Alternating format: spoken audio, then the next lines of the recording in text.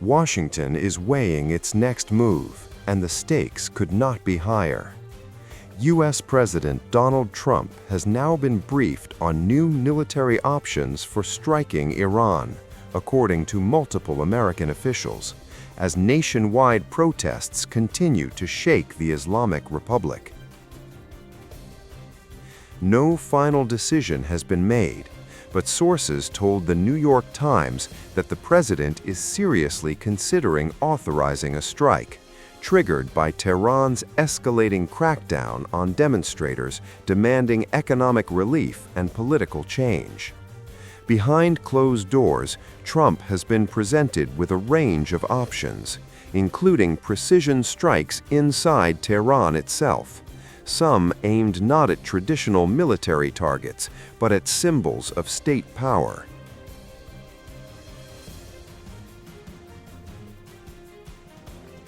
Publicly, the message has already been sent. Iran is looking at freedom, perhaps like never before, Trump wrote. The USA stands ready to help.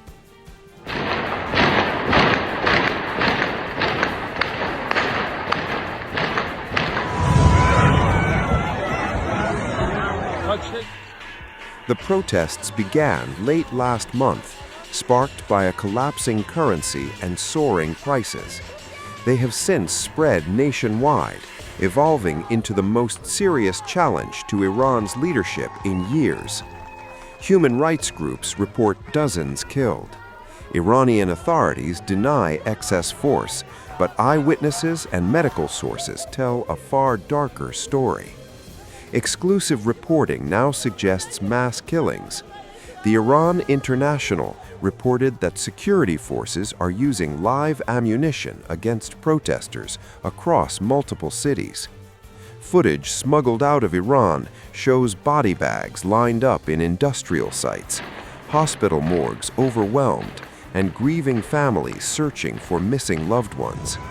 Some estimates indicate at least 2,000 people may have been killed in just 48 hours, though verification remains difficult under a near-total internet blackout.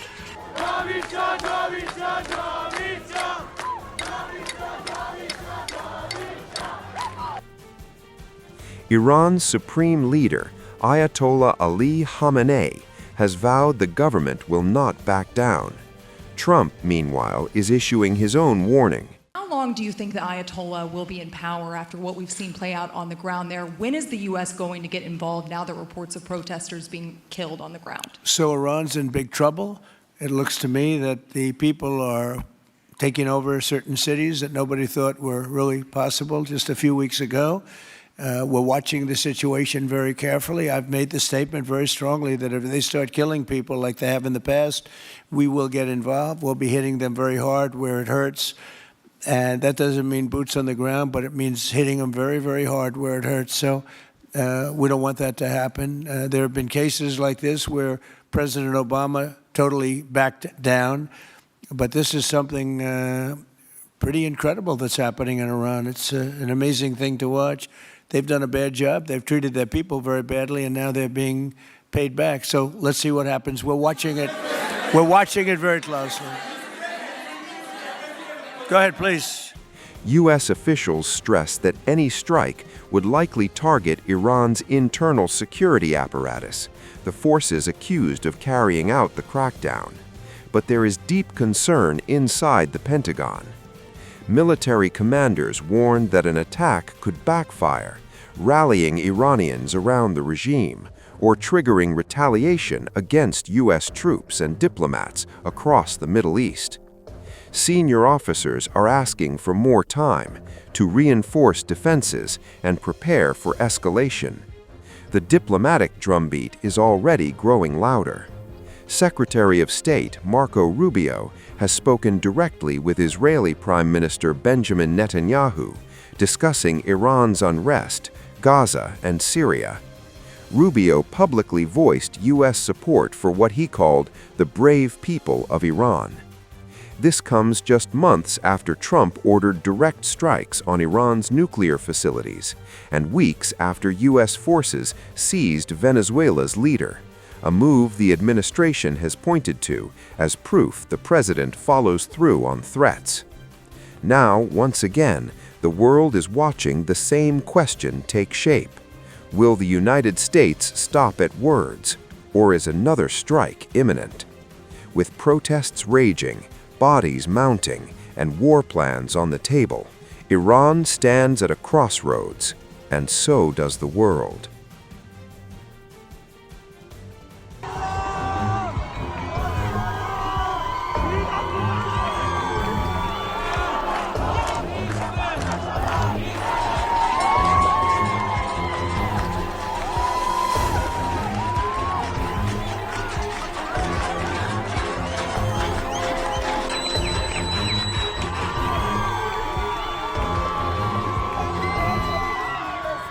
An anti-government demonstration outside Iran's embassy in London escalated dramatically on Friday after a protester climbed the building's balcony, removed the Islamic Republic's flag, and replaced it with Iran's pre-1979 lion and sun emblem, a symbol associated with the country's former monarchy.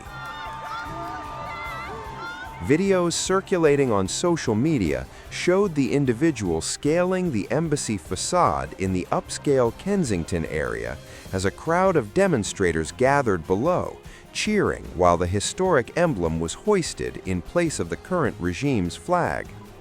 London's Metropolitan Police said officers were deployed to the scene and made 2 arrests. According to police, one individual was detained on suspicion of aggravated trespass and assault on an emergency worker, while another was arrested for aggravated trespass. Authorities said they were also seeking a third person in connection with trespassing at the embassy.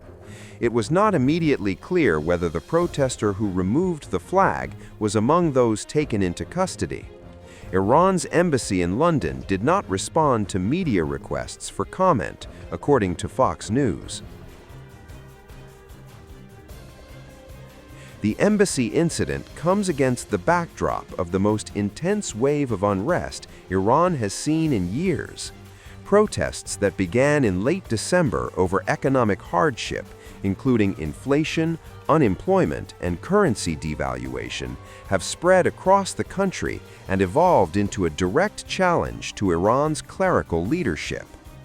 Demonstrations have been reported in multiple cities, while solidarity protests have also taken place abroad, including in Paris, Berlin, and Washington, D.C., according to media reports. British-Iranian journalist Patkin Azarmer told Fox News Digital that global attention plays a critical role for protesters inside Iran. He contrasted the current moment with the 2009 Green Movement, when demonstrators questioned whether the Obama administration supported them. What a contrast to Obama's time, when protesters were chanting, "Obama, are you with us or with them?" Azarmer said. He added that international backing, whether from governments or grassroots movements, boosts morale among demonstrators, while questioning why Western activist groups have been relatively quiet. Where are the Western activist protesters, he asked. According to the US-based human rights activists news agency, Hrana, at least 72 people have been killed and more than 2,300 detained since the protests began. Iranian authorities have not released official casualty figures and have imposed restrictions on internet access nationwide, complicating independent verification. Some protesters inside Iran have been heard chanting in support of the country's former monarch, Shah Mohammad Reza Pahlavi, who was overthrown in the 1979 Islamic Revolution. His son, Reza Pahlavi, has publicly urged Iranians to continue demonstrating against the current leadership. U.S. President Donald Trump said on Friday that Washington was closely monitoring developments in Iran. Trump said, "Iran is in big trouble," according to Fox News, adding that protesters appeared to be gaining ground in areas previously thought secure. He also posted about the same on Truth Social, sharing Fox News article. He warned that the United States would respond forcefully if Iranian authorities resorted to mass violence against civilians. "We'll be hitting them very hard where it hurts," Trump said, while ruling out the deployment of ground troops. Despite those warnings, Iranian officials have signaled a tough response. The Associated Press reported that Supreme Leader Ayatollah Khamenei has indicated an impending crackdown. Iran's Attorney General, Mohammad Muwahhedi Azad, escalated rhetoric further, warning via state television that anyone participating or assisting protests would be treated as an enemy of God, a charge that can carry the death penalty. He instructed prosecutors to move swiftly and show no leniency in pursuing cases against those accused of fueling unrest.